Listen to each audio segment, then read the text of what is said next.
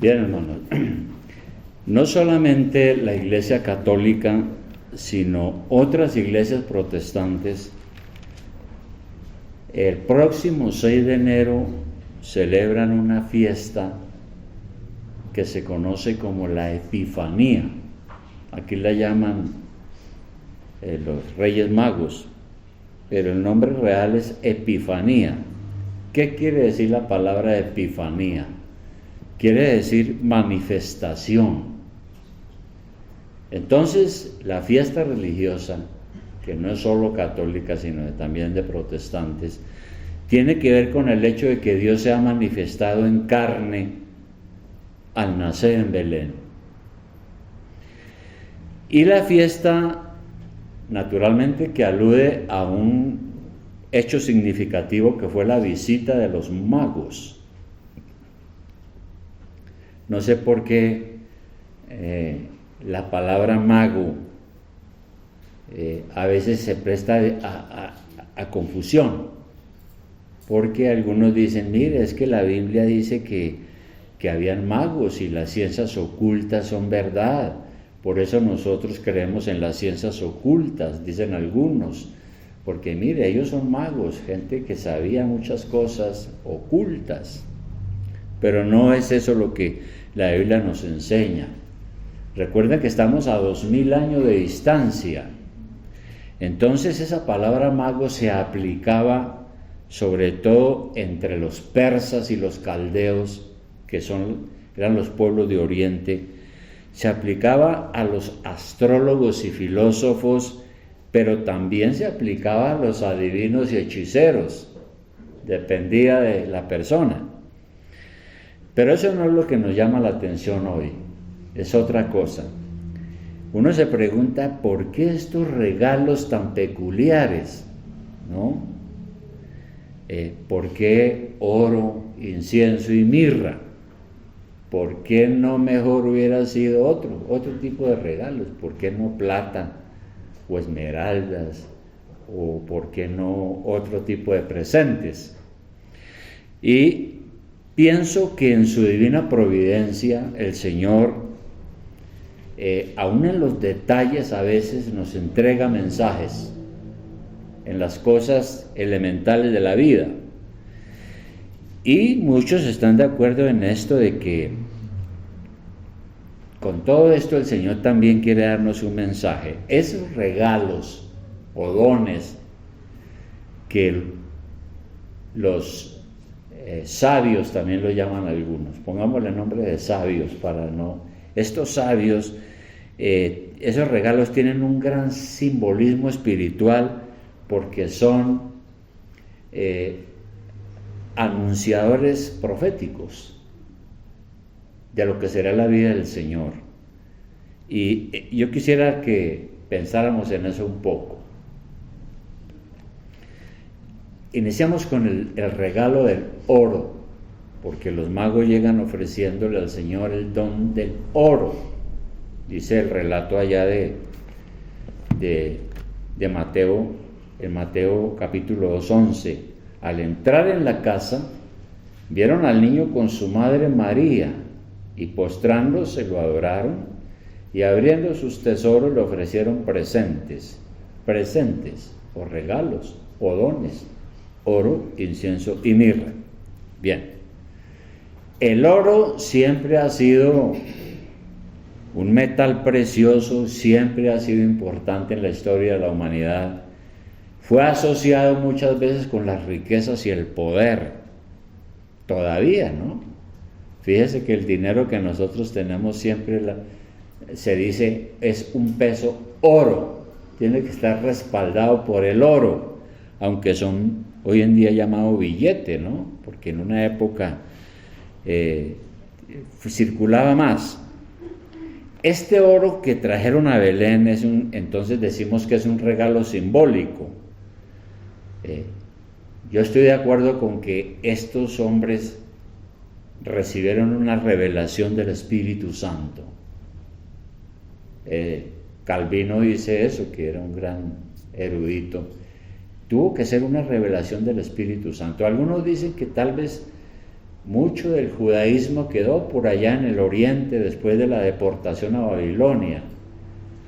Y muchos de ellos sabían de las profecías y sabían de que un Mesías nacería. Y además de eso, pues ese astro que ellos observan y que realmente no sabemos qué fue. Nadie sabe, es un misterio, pero sí hubo una luz poderosa que guió a ellos hasta ese lugar, no vamos a entrar en detalles porque han especulado mucho sobre eso. Pero en esto están reconociendo ellos, al rendir este regalo de oro a Dios, que el Señor es Rey de Reyes y Señor de Señores. Eso es. Vienen a adorar al Rey de Reyes y Señor de Señores. Y entonces Jesucristo es Rey. Es lo que estábamos cantando hace un momento en el coro. Y el Señor gobierna sobre su reino espiritual. Gobierna sobre nuestros corazones, sobre nuestras vidas, los que hemos creído en Él y nos hemos arrepentido y le hemos dicho: Señor, yo quiero que tú seas mi Salvador y que tú gobiernes mi vida. Te hago el Rey de mi corazón. Y entramos a su reino cuando creemos en Él y nos convertimos a Dios. Y dice la Biblia que el Señor está preparando ese reino, la iglesia. Por ejemplo, en Efesios 5:27, sin perder de vista Mateo, en Efesios 5:27, el Señor dice lo siguiente, hablando de la iglesia, dice que el Señor está haciendo una obra. Primero, nos amó, nos salvó con su muerte en la cruz, nos santifica, nos purifica. Y ahí en Efesios 5:27 dice: a fin de presentársela a sí mismo una iglesia gloriosa, que no tuviese mancha ni arruga ni cosa semejante, sino que fuese santa y sin mancha. Ese es el trabajo del Señor nuestro Rey, ¿no? Entonces Él gobierna sobre las iglesias que están en la tierra. ¿Cómo? A través de su palabra, a través del Espíritu Santo, que nos guía a cada uno de nosotros. Gobierna la iglesia también a través de su providencia, es decir, del control que el Señor tiene, gobernando y controlando y cumpliendo sus propósitos. Porque en todo Dios está conduciendo este mundo hacia sus propósitos que Él nos ha revelado, y la iglesia forma parte de esos propósitos. Y por eso decimos que Él gobierna las iglesias. El Señor gobierna también este mundo como Rey de Reyes y Señor de Señores. Ahora pues, algunos dirán, los incrédulos dirán: no, yo no creo que Jesús gobierne aquí gobierna es el presidente, aquí gobierna es otra cosa. Pero la palabra de Dios nos revela que Él es el gobernante del mundo, aunque la gente no crea. Él gobierna sobre el universo, tiene perfecto dominio sobre todo. Su gobierno no es solo sobre los asuntos humanos, sino también sobre los asuntos celestiales. Nosotros cantábamos que en el mundo de los ángeles, en el mundo angelical, hemos aprendido que los ángeles son mensajeros de Dios, asistentes de Dios. Todos estos que nos habla la Biblia. Aún el Señor gobierna sobre Satanás y sus ángeles malos o demonios. Satanás no es una criatura libre haciendo perversidades y males por ahí y nosotros llenos de miedo escondiéndonos a ver qué va a pasar. No, Él gobierna aún sobre Satanás. Satanás no puede hacer nada si Dios no se lo permite. Al contrario, lo usa a veces para cosas que a veces son difíciles de entender. Entonces, el ejercicio del poder del mal, Dios lo permite también, por un tiempo. pero durante ese tiempo es controlado por Cristo. Todo está sometido a su divina voluntad, todo está sujeto a Él. Al mismo diablo también está sujeto al Señor. El Satanás no puede hacer nada que el Señor no le permita. Y todo eso es para decir, debemos recibir a Cristo entonces como nuestro Rey. ¿Y eso qué significa? Que Él es el que debe gobernar y reinar nuestro corazón. Nuestro deber es someternos a Él y obedecer, porque eso es lo que hacen los súbditos de un rey. De tal manera que la palabra nos dice que si alguien no recibe a Cristo como su Rey y no rinde su vida a Él, pues difícilmente es un cristiano. Yo no puedo decir que soy un cristiano y que Cristo es mi Rey que domina y gobierna mi corazón si yo hago lo que se me antoje, hago lo que quiero y no obedezco. Y aquí es donde muchos tropiezan y caen, porque como digo, quieren manejar su vida a su antojo, ¿no? Según sus deseos y caprichos, y no quieren someterse a una autoridad como la de Dios, que es lo que necesitamos. Pero el punto es, esta gente reconoció en Jesucristo al Rey de Reyes y Señor de Señores. Por eso le ofrecen esos presentes de oro.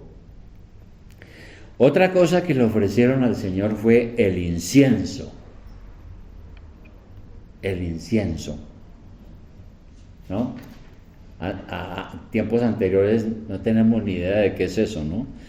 Pero el incienso es una sustancia que se extrae de un árbol, es lo que yo he aprendido, y cuando queman el incienso produce un olor perfumado, de perfume. El incienso entonces, uno lee en el Antiguo Testamento que era utilizado por los sacerdotes en la adoración en el templo. Entonces, allí en el templo habían unos sacrificios y quemaban incienso juntamente con el aceite de las frutas, el vino y todos estos asuntos que era la manera de adorar a Dios y pedirle perdón en el Antiguo Testamento como lo leemos. Y también Dios, por ejemplo, esto era tan serio que Dios le dijo a Moisés, le entregó a Moisés la fórmula del incienso, para que lo preparara, ¿quién? La tribu de Leví, de donde salían los sacerdotes y que eran los facultados para ofrendar en el templo con los sacerdotes, como sacerdotes. Uno lee, por ejemplo, en Éxodo 30, vamos a mirarlo, vale la pena. En Éxodo 30, versículo 34, Éxodo 30, 34, lo siguiente: dijo además Jehová a Moisés, o sea, el Señor, toma especias aromáticas, estacte y uña aromática y gálbano aromático e incienso puro. Bueno, yo no sé qué será el estacte ni qué será el gálbano, pero deben de existir todavía, supongo. Pero ahí está el incienso puro, de todo en igual peso. Y harás de ello el incienso, un perfume según el arte del perfumador, bien mezclado, puro y santo. Y molerás parte de él en polvo fino, y lo pondrás delante del testimonio en el tabernáculo de reunión donde yo me mostraré a ti, o será cosa santísima. Como este incienso que harás, no os haréis otro según su composición, te será cosa sagrada para Jehová. Cualquiera que hiciera otro como este para olerlo será cortado entre el pueblo. Es decir, nadie podía preparar la cosa y como se le viniera a la cabeza. Era según la instrucción de Dios, el incienso que se ofrecía en el templo, los sacerdotes, para sus sacrificios. Pero hay algo más. Recuerdes que en el templo había el templo estaba dividido en dos grandes secciones, lugar santo y lugar santísimo. Y en el lugar santísimo que lo separaba un velo, que no era un velo suizo, sino era una cortina bastante gruesa tejida. Allí, en ese lugar santísimo, entraba el sacerdote una sola vez al año, el día del perdón de la nación. Y el sacerdote era el único autorizado. Nadie podía entrar. El que entraba al lugar santísimo moría. Parece que algunos sacerdotes a veces entraban y tenían amarrado como un cordón largo, porque si le daba un infarto cardíaco adentro no podían sacarlo, había que sacarlo, era así, en aquel entonces, ¿sí? Son cosas curiosas.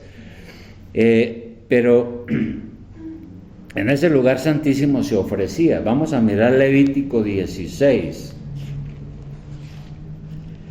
Está en el Antiguo Testamento, que es el Levítico es precisamente el libro que enseña todas las instrucciones de Dios sobre las ceremonias antiguas.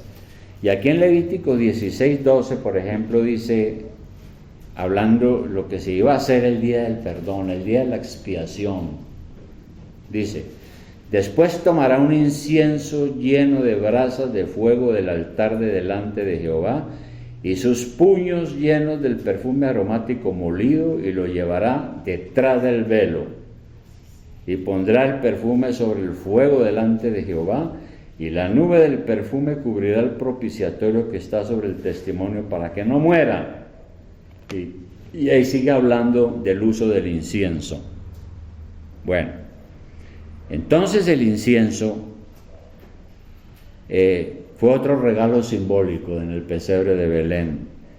Es como si los sabios, estos que visitan a Jesús, al niño y a sus padres, le dijeran: te traemos incienso porque reconocemos en ti al que todos han de reconocer como el verdadero sacerdote. El único que podía ofrecer incienso era el sacerdote, a Dios en el lugar santísimo. Y eso entonces nos dice que Jesús es nuestro sacerdote. Como sacerdote, ¿qué ha hecho Jesús? Ha ofrecido un sacrificio perfecto para aclarar la verdad del pecado, para aplacar la ira de Dios y hacer una reconciliación entre Dios y nosotros, para quitar la culpa y quitar el castigo. Y como sacerdote Jesús, ¿qué hace en este momento? Él intercede por nosotros en el trono de la gloria para el perdón, la justificación y todo esto, porque Él murió por nosotros, dio su vida por nosotros. Ahora, el Señor Jesucristo, cuando estuvo aquí en la tierra y enseñó el Evangelio y murió en la cruz, ejerció un oficio sacerdotal, pero ahí no terminó todo, porque la Biblia dice que Él ahora es nuestro sumo sacerdote en el cielo y que está allí intercediendo por nosotros todos los días. No se nos debe olvidar eso. Cada vez que nosotros oramos y al final de la oración decimos: en el nombre de Jesús, estamos diciendo: Padre, escúchanos, porque es que tenemos un sacerdote allí que ha muerto por nosotros y que intercede por nosotros. Vamos a mirar Hebreos capítulo 7. Hebreos capítulo 7.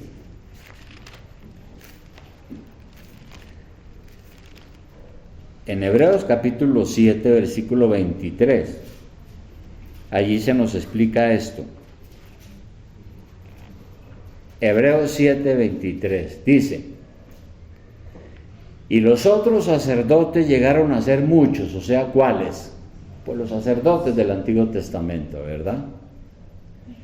Debido a que por la muerte no podían continuar. Cada vez que el jefe de los sacerdotes moría, pues tenía que elegir un sucesor. 24, mas este, o sea, Cristo, por cuanto permanece para siempre, tiene un sacerdocio inmutable. porque el Señor ha resucitado de los muertos y está en el trono de la gloria como sacerdote nuestro, intercediendo por nosotros. Él no muere. 25. Por lo cual puede también salvar perpetuamente a los que por Él se acercan a Dios, viviendo siempre para interceder por ellos. El Señor está viviendo siempre e intercediendo por nosotros. Por eso es que nos podemos acercar en oración a nuestro Padre, porque tenemos un sacerdote, porque si no lo tuviéramos, nuestros pecados impedirían tener comunicación con Dios. Él es nuestro mediador. Y por eso dice la Biblia, ¿qué más dice en Hebreos 8.1? Ahí más adelante, Hebreos 8.1. Dice: ahora bien, el punto principal de lo que venimos diciendo es que tenemos tal sumo sacerdote, el cual se sentó a la diestra del trono de la majestad en los cielos. Ese es. Y luego más adelante en 9:11 dice lo siguiente: pero estando ya presente Cristo, sumo sacerdote de los bienes venideros, por el más amplio y más perfecto tabernáculo no hecho de manos, es decir, no de esta creación.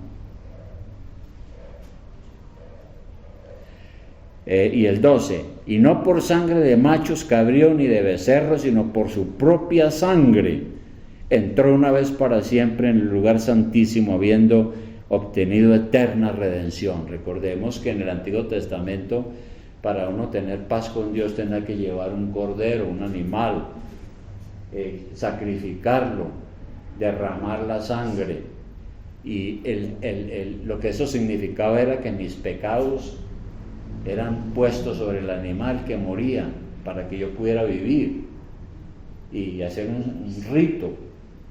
Por eso dice aquí que eso ya no, eso ya pasó. Jesucristo no se presentó con un cordero muerto, porque es que Él es el propio Cordero de Dios, el propio sacrificio, y se ofreció en el propio cielo, en la presencia de Dios, para obtener una eterna salvación para nosotros.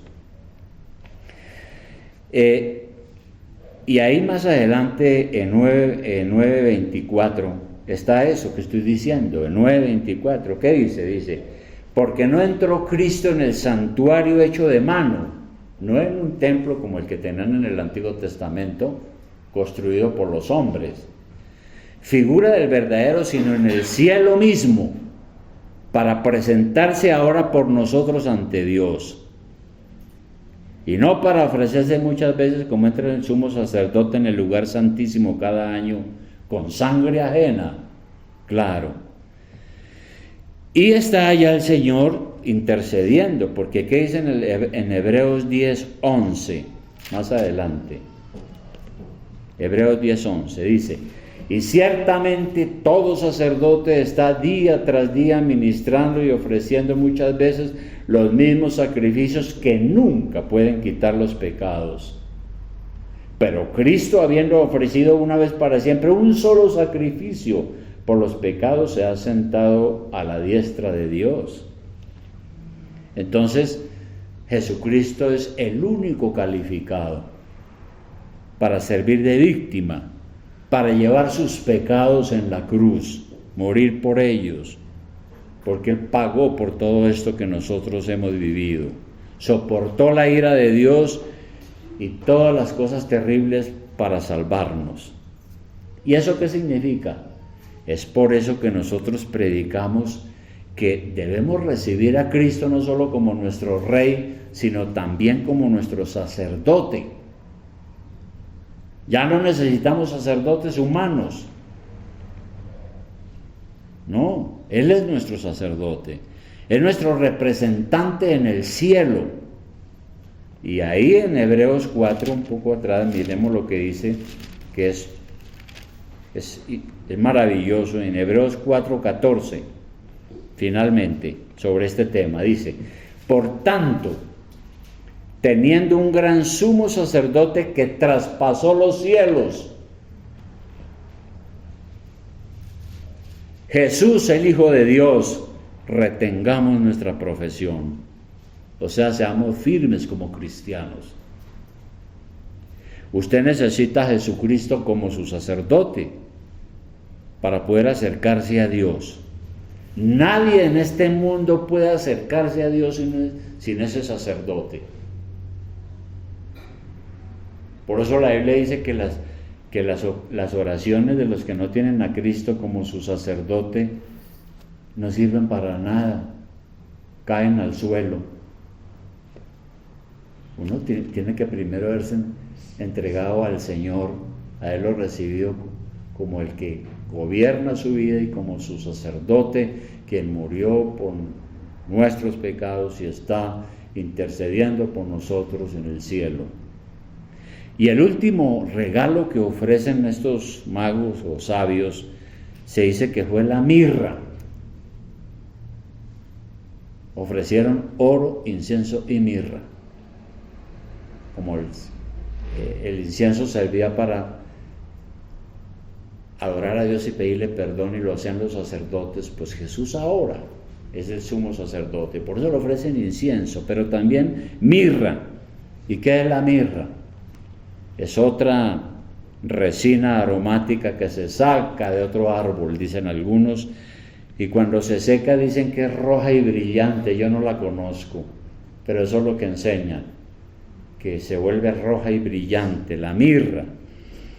Y la mirra en la antigüedad la usaban como narcótico, porque en la antigüedad no habían anestesios, sustancias anestésicas, ¿no? Pero se usaba como narcótico para los enfermos graves, para los condenados a muerte también, ¿no? Para que el suplicio del sacrificio no fuera tan terrible y la muerte no fuera tan terrible, entonces le daban mirra, porque la mirra adormece, es un narcótico. Y recordemos que al Señor, cuando fue crucificado, le ofrecieron una mezcla con mirra. Eso está en Mateo 27:34. Mateo 27:34. Allí dice, ¿qué dice allí en Mateo 27:34?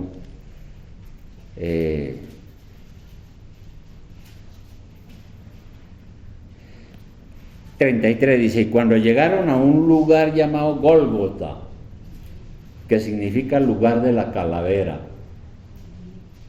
ese era porque ya justiciaban a muchos, le dieron a beber vinagre mezclado con hiel. Aquí este vinagre se cree que era eso, mezclado, era algo de mirra, dicen los eruditos. Entonces los judíos también utilizaban la mirra y el aloe en los ungüentos para ungir los cadáveres. Cuando alguien moría y querían ungirlo y honrar su memoria, entonces los perfumaban con sustancias aromáticas y los envolvían en lienzos, como hicieron con el Señor. Pero todo esto es para decir que la mirra simboliza el sacrificio sangriento de Jesús por nosotros, ¿verdad? Es como si esta gente le dijera con ese regalo: reconocemos que tú eres el que ha de sufrir y derramar tu sangre para salvarnos de nuestros pecados. Por eso tenemos que recibir a Jesús como nuestro Salvador. A veces la gente no entiende eso, ¿no? Uno le dice: ¿usted ya recibió a Cristo como su Salvador? Y dice: claro, ¿no es que a mí me bautizaron cuando yo era pequeño?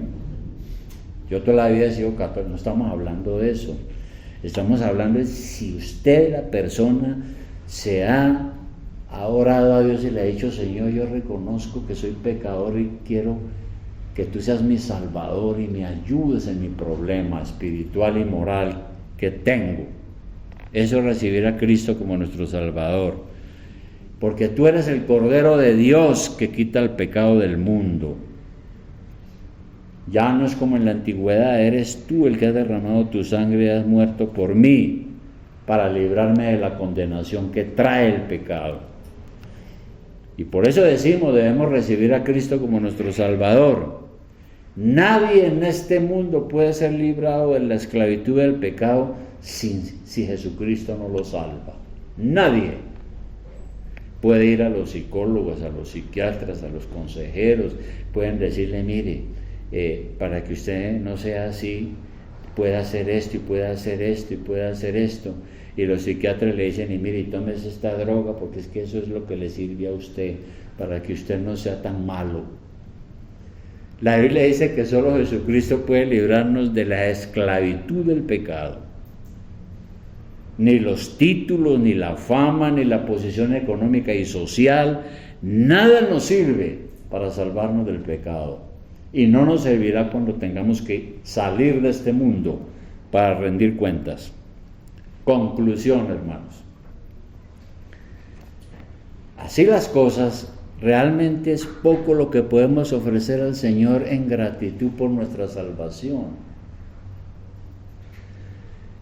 Lo que Dios pide de nosotros es que le entreguemos nuestro corazón completamente, que creamos en su palabra, que obedezcamos sus mandamientos.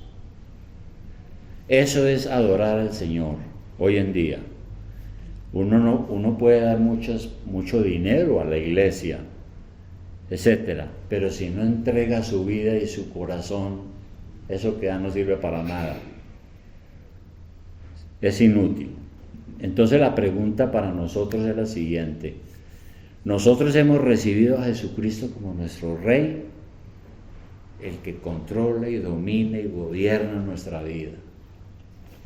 De manera que cuando uno hace algo que no está bien, uno debe preguntarse, bueno, yo aquí hice lo que se me dio la gana, ¿y por qué no me sometí a mi Señor, a mi Rey? ¿Verdad? Entonces es la pregunta.